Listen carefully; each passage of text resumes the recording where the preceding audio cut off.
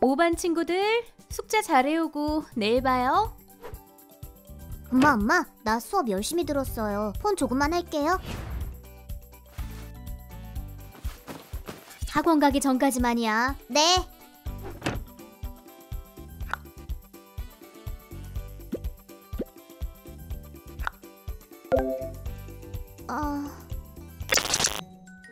호수란 사람은 사실 제가 모르는 사람이에요. 제트월드에서 처음 알게 되었어요. 저에게 먼저 팔로우를 하더라고요. 처음에는 인사도 반듯하게 하고 그래서 예의 바른 분이시구나 싶었어요. 문제는 그 다음부터였어요. 자꾸 제 캐릭터 꾸민 걸로 뭐라고 하는 거예요. 이거 현질한 거? 엄마가 시험 잘 봤다고 사줌. 본캐도 이럼? 어? 실제로 생긴 것도 이러냐고. 알려줘야 함? 엄청 별로였어요. 제트월드로 알게 됐는데 갑자기 실물이 어떠냐고 물어보니까. 그런데 지금부터가 진짜예요. 그 다음에 들어갔을 때는 갑자기 친구랑 같이 오는 거예요. 예잉? 완전 발랐네. 겁나 궁금하네.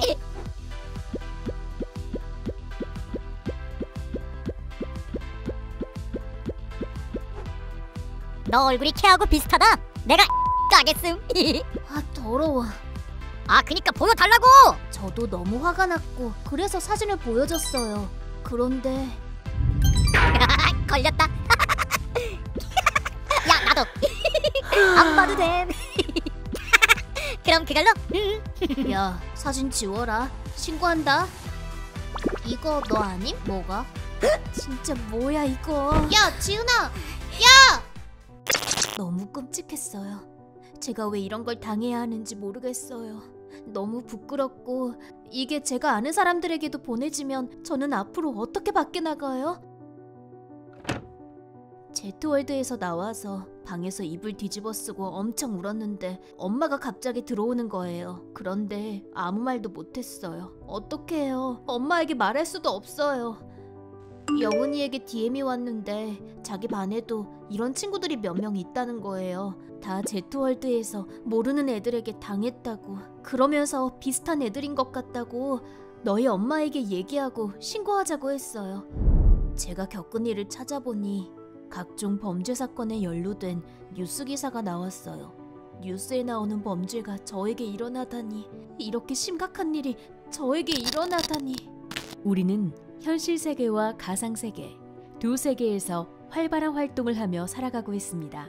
게임, SNS, 메타버스 등 다양한 가상 세계들에서 활동하고 있죠. 특히 메타버스는 나 자신만의 독특한 가상 캐릭터로 언제 어디서든 다른 사람들과 만날 수 있는 자유롭고 흥미로운 공간이 되었습니다. 자유롭게 사람을 만나 교류할 수 있는 가상세계의 메타버스 속 주의해야 하는 점은 없을까요? 지은이가 겪었던 일들처럼 우리 청소년들은 가상세계 속에서 같은 또래로부터 성적인 피해뿐 아니라 마음의 상처도 함께 받고 있습니다. 여러분, 화면 속 이상한 점 발견하셨나요? 앞의 장면에서 피해받고 상처 입은 사람은 지은인데 대체 왜 호수와 형규도 손과 입에 파란 멍이 들었을까요? 누군가에게 상처를 준 사람은 반드시 그에 대한 대가를 치릅니다.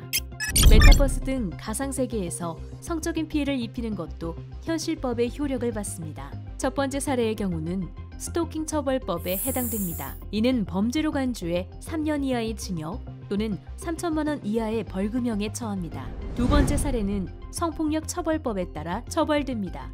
일반인의 얼굴 사진에 타인의 알몸 사진 등을 합성한 합성 음란물을 딥페이크 영상물이라고 하는데, 영상물 등을 제작하거나 이를 배포하는 경우 성폭력 처벌법 제14조의 2에 따라 가공한 자는 5년 이하의 징역 또는 5천만 원 이하의 벌금으로 처벌, 반포 등을 한 자는 5년 이하의 징역 또는 5천만 원 이하의 벌금으로 처벌됩니다.